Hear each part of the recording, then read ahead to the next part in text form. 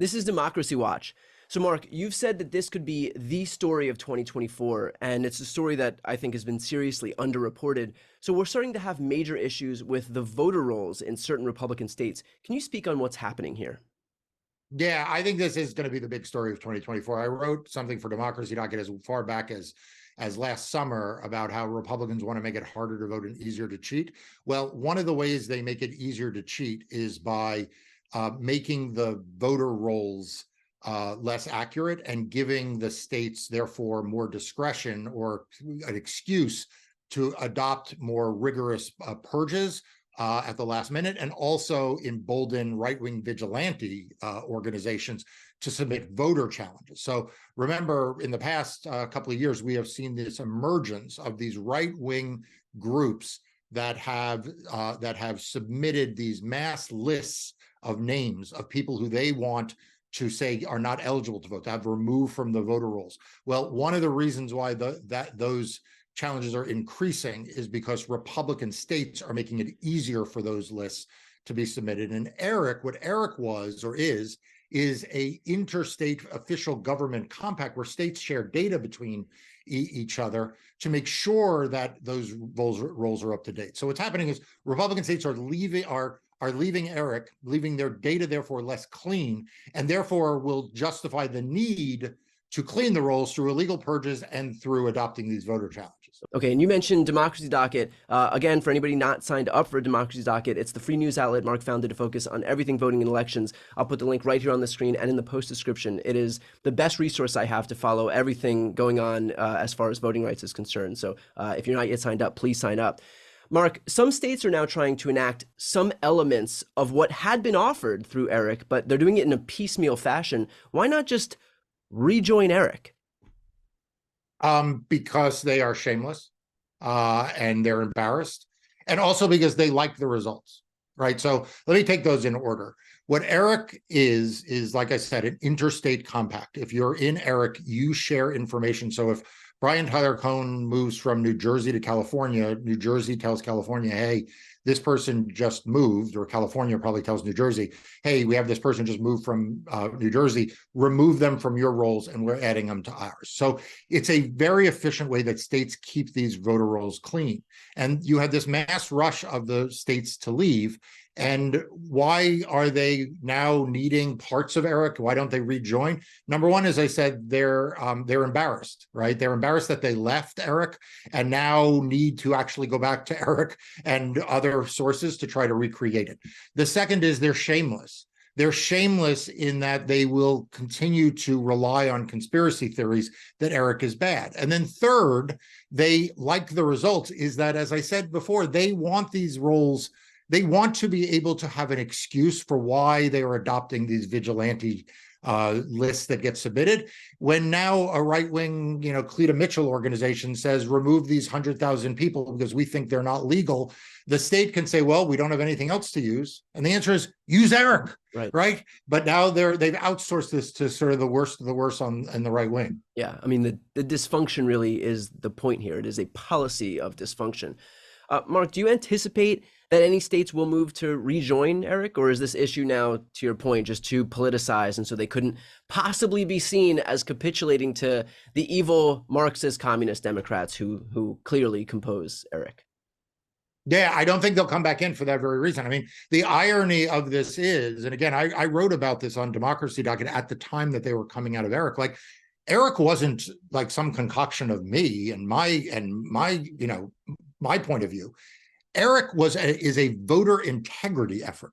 Like, ERIC was serving a need that conservative Republicans wanted, which was to make sure that dead voters were removed automatically, even though my argument is if they're not removed automatically, you don't have to worry because they're not voting, they're dead.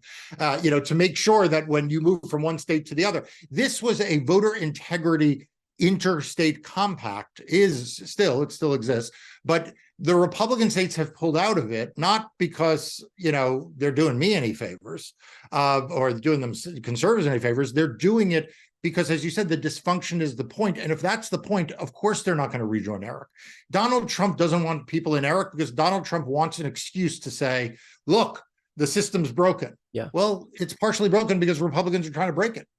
What about the longevity of Eric without these states? Like, doesn't Eric only work insofar as every state is a part of Eric? Look, obviously, Eric gets stronger the more states are part of it. Because, just as New Jersey and California can talk, so can California and Alabama, or California and Ohio, and California and Florida. And so the more states that are in it, the more seamless and the more accurate the data is. But Eric is still going strong with the states that are in it. It's just, there are fewer states in it. And that's a shame for the states that have left. It's also a shame for the states that have stayed in, because it means more work and more taxpayer money. One of the things I'd say, if you're a taxpayer in one of these states that moved out of Eric, you just got ripped off, because one of the things Eric does is it saves states money, because it does allow this automatic interactive cleaning. Yeah. So you have these Republicans who cry about government waste, who are now costing their taxpayers more money. They also cry about the integrity of elections, and they're making their elections less safe. So just on issue after issue, they are causing the same problems that they rail against. Yeah. So take for example my home state, my adopted home state, where I live now in Virginia. Virginia paid $29,000 in September to regain access to just a sliver of the data that it used to get from Eric. Well, I'll tell you, as a taxpayer, I'm not that happy about that. Right. It may only be $29,000, but they got a fraction of the data. And as you recall, you and I talked about on an earlier episode, they had a real problem. They purged voters that shouldn't have been purged before the election. And ultimately, the Youngkin administration had to admit that before the election. So, as a citizen of Virginia, our elections are not more secure, they're less. It didn't save money, it cost money. So, that's the reality of the stunt that Republicans are insisting on, because they're paying fealty to these conspiracy theorists. Right. I want to read an excerpt from VoteBeat that was very striking to me. I'm going to put the link to the article in the post description of this video. When a chief of staff for a North Texas Republican state lawmaker reached out to Sam Taylor, that's the Assistant Secretary of State for Communications for Secretary of State Jane Nelson, asking him for information about Eric, Taylor responded with a long email explaining the importance of the program. He explained that from June to December 2022 alone, Eric provided the office with information that led to more than 200,000 deceased or duplicate voter records being flagged for county voter registrations for him to investigate. He also corrected some of the inaccuracies in a Gateway Pundit story, explaining, for example, that Eric isn't funded by George Soros. Taylor called Eric, quote, an important election integrity tool, and said that without it, counties wouldn't be able to remove certain voters from the rolls, quote, creating the opportunity for criminals to commit fraud in the name of a deceased person or a person who no longer lives in Texas but still registered here. Nonetheless, Texas left Eric in July. So, Marc, can you speak on the fact that all of these lies that served as an impetus to leave Eric originated from the Gateway Pundit and other right-wing corners of the internet? Yeah, so I think there are two takeaways from this.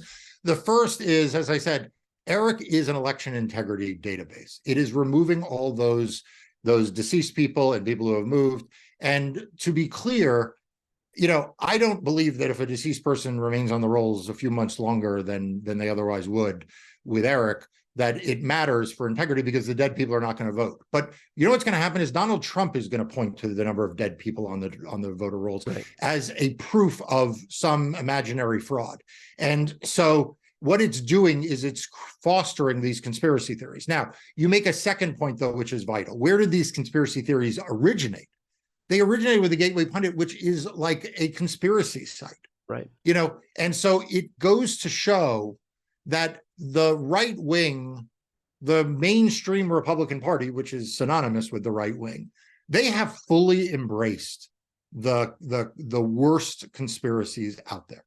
They have embraced every conceivable conspiracy, whether it is about vaccines, whether it is about elections, whether it is about border security. I go back and forth in the conspiracy genre, by the way, between whether Donald Trump, in fact, built an entire wall that is airtight from one end of Texas to the other, or whether, in fact, there's no wall and Joe Biden is just inviting immigrants in because Right. because there are open borders, Yeah. right? Like the conspiracy theories never make any sense, but this gateway pundit one is doing real damage to the future of democracy in this instance.